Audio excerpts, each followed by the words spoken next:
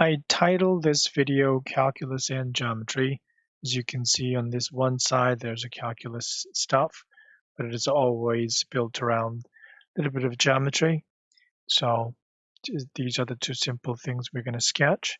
This is supposed to be open top box. There's a solid line and dotted line in here.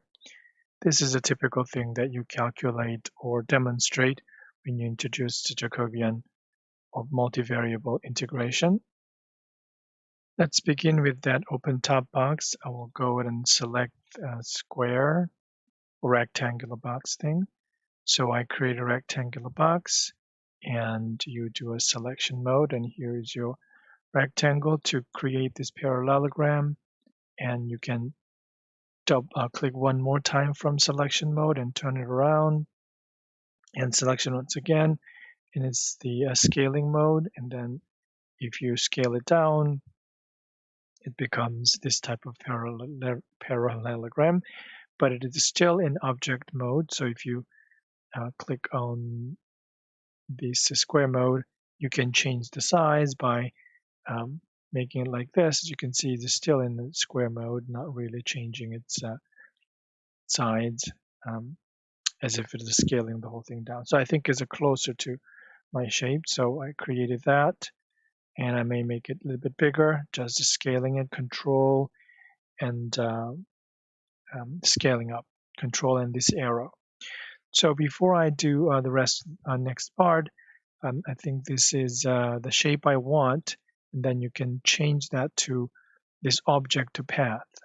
Then if you click on that rectangular box, you don't see that anymore, that nodes, but if you click on this node mode, you have 4 different nodes, and that's at the moment what we want.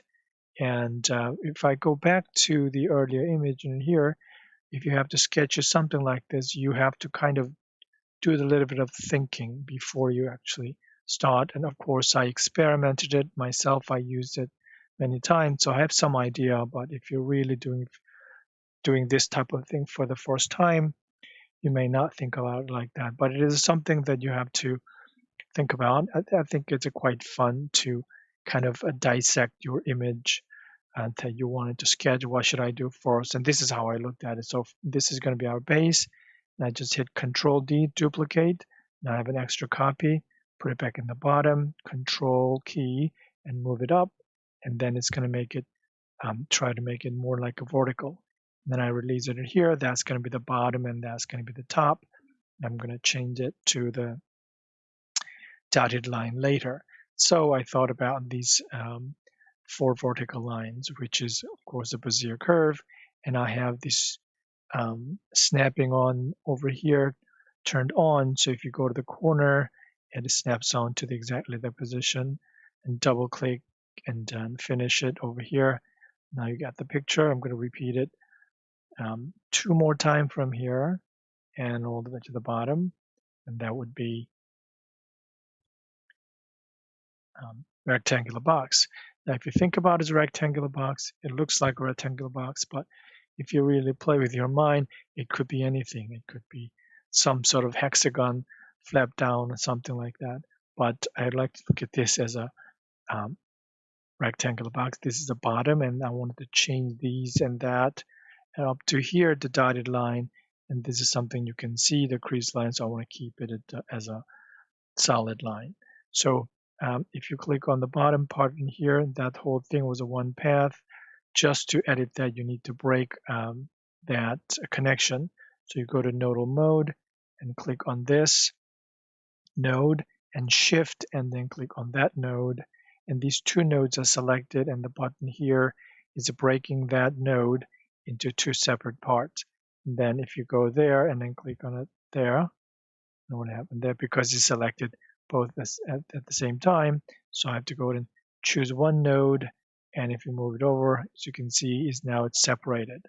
But it's still as a one path, so you have to break that apart.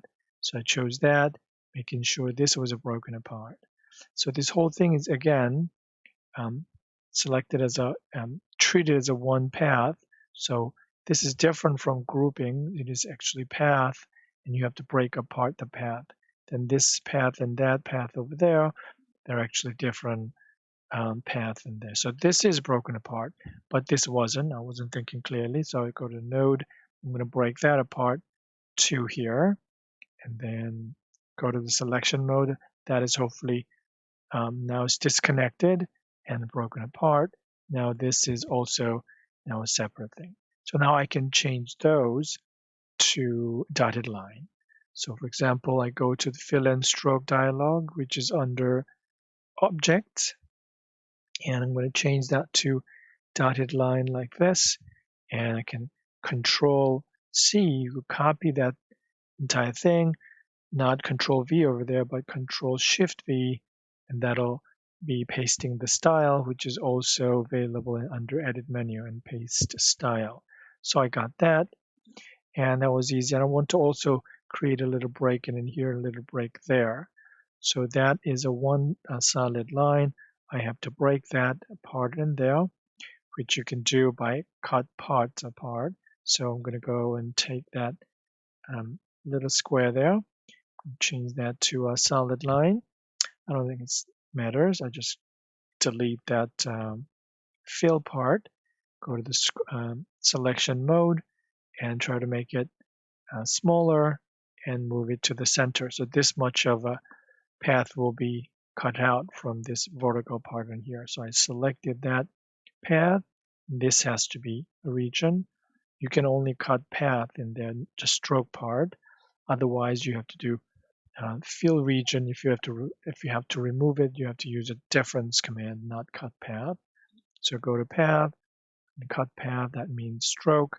So if you click on this somewhere there, so you can see that's selected. If it is difficult to select, use Alt key, then it'll try to go whatever is underneath, and you'll be able to select it. So I deleted it.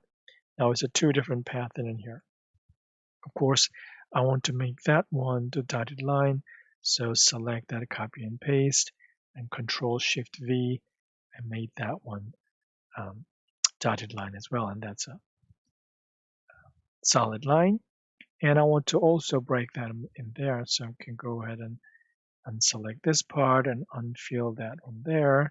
And I think it's too big. So I'm going to make it a little bit smaller. So it's a Control Shift, and then it's going to keep its shape. It's kind of reducing it around the center, and then choose that path in this area. I think it's selected. Make sure I selected that. I think it did. Path and cut path, and that'll remove the middle part. So I'm going to go ahead and select that and Alt click, and I remove that. So it's a clearer, and you can use this fill box at the end just to and select a lighter, darker color. If you put it in there, I think it's going to go through all that dotted line, but it also always create this boundary. So Shift X will remove the boundary. Now that looks like open top box. So that's the how you create this type of thing. Next one, I'm going to create this little bit of a curvy shape rectangular box, which is usual small cut we consider when we calculate volume of a solid. Right, once again, think about how we're going to create this type of thing. First, I'm going to have this type of rectangular box, and I will move the top surface slightly to the left and try to curve this each of the line a little bit. So it's a little bit of work, but I think it's going to be fun. So I resketched it because I need that solid line to when I bend this one nicely, and then I'm going to change that to the curved line later. So let's go ahead and take that top part, which is one over here, so I can kind of a little bit, not too much, slide it a little bit in here and create this adjust these vertical lines slightly tilted. So that's going to be actually parallelepiped. So go ahead and select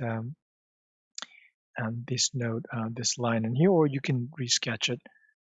But I think it's a good demo of showing how to use this type of thing, editing, so you can readjust it using this node part. You can't do that with the selection mode. You have to select it and then go to the node edit and then move it over here until it snaps. And you do it again by just simply clicking on that. You can still do that without going to the selection mode. It snapped it. And click on over here. Use this node and you snap it. Now it's going to be supposed to be parallel a pipe bed. And next thing I'm going to do, and I'm going to bend this one all this a little bit, which can be done using this nodal button there. So when I decide to bend this one slightly outward, I think this and that is kind of a consistently outward. For example, if I click on that node in there and bulge out a little bit just gently, and then I think it's more natural to select that one and then bulge out a little bit toward to that direction as well, because it's over there, parallel side. I would go ahead and do the same thing a little bit, and that one there be a little bit as well, and it's a little bit. Oh, now I'm doing this incorrectly. Let's go ahead and do the node and go ahead and fix that one. For some reason, I was using the wrong mode when I do the Bezier curve. I was supposed to using this regular Bezier, but it was set to this B-spline path. So let me go ahead and snap it there and double click. Now it's a path, go to nodal mode. And if you bend it, now it bend it. There's a fill area, so make sure you delete that. So that's that. I'm going to make this one actually outside a little bit to this side, this power in here. I think all this thing was created in the wrong mode, so I'm going to fix it. Now each of these vertical lines were generated using this Bezier curve in this regular path mode, and then you can actually bend it this way. And so I'm going to make sure it's kind of doing the same direction, each of them toward that same line. It's then not too crazy the natural. So then we kind of created that. I didn't do this part in here. I'm going to go inside a little bit, this one in here, and bulge inside, this one there, a little bit inside as well. Therefore, I have to do this one as well. All of them a little bit outside. So I think it looks good all together. So that was the kind of little curvy rectangular shape. And I wanted to group this whole thing into one object so that I can rotate it, and it will be more fun. Slightly rotate it to that direction, hovering somewhere in there. So I need to ungroup it so that I can change these inside line to the solid part. So I'm going to repeat exactly the same procedure, cutting path there and changing to a dotted line so that I'll skip. So I changed it to dotted line and did a cut path in there. Now I'd like to group this whole thing so that I don't break this apart again. So there's that. And next thing I did in that picture is adding these tangent line to to that corner to each side, and get an estimate of this tangent vector, where these is the position vector or parameterization. So let's do that part. So that is coming from this arrow, which is basically just a straight line using this Bezier curve over there, and click one time and release. I need to make it a little bit more tangent to that and kind of ending up at right here, similar to this end is supposed to be approximation. I'm going to change that to solid line, going to the stroke and solid line there. I'm going to change the color to the blue one like I showed you there, and add end marker to be that. So that's going to be the vector. So I'm going to repeat that. And you can simply do that by duplicating it. There's a Control D and put it in there. And you can rotate it a little bit and put it in here, kind of, and then it snapped it. Then you can go to the nodal mode and then change the end part nicely here and making it somewhere here, more like a tangent. That's going to be the approximation of the vertical one. So I'm going to do the Control D again and go to the nodal mode and go to, actually on this side, that is supposed to be an approximation of the other one. So this vector is supposed to be the other end. So I was using the trick of making a little bit dimmed color. So I decreased the opacity to a half. As you can see, it's kind of on the other side. So it's a nice effect. Now all you have to do is adding those mathematical formula, which I won't repeat in here, but I'm going to show you where they are. Remind you one more time. You go to extension. There's when render. They're good things. They're grids and they're function plotter.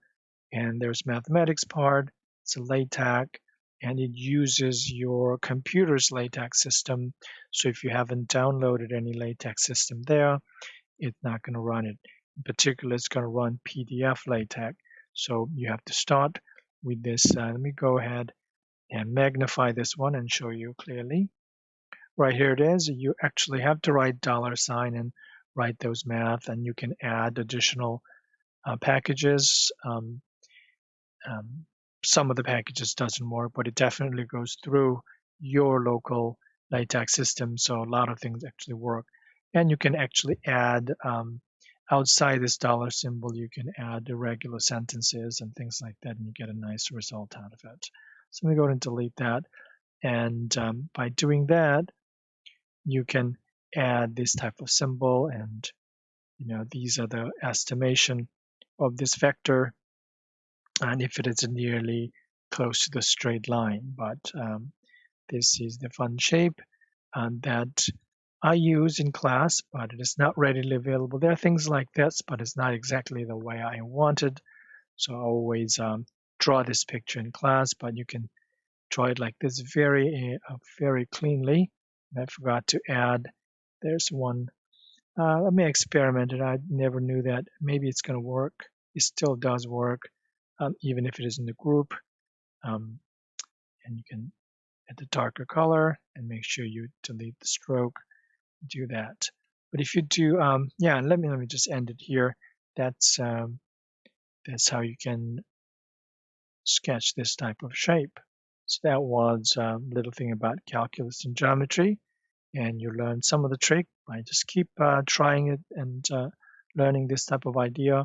You can create your own nice picture that you need to use for your calculus class or for something else. Thank you.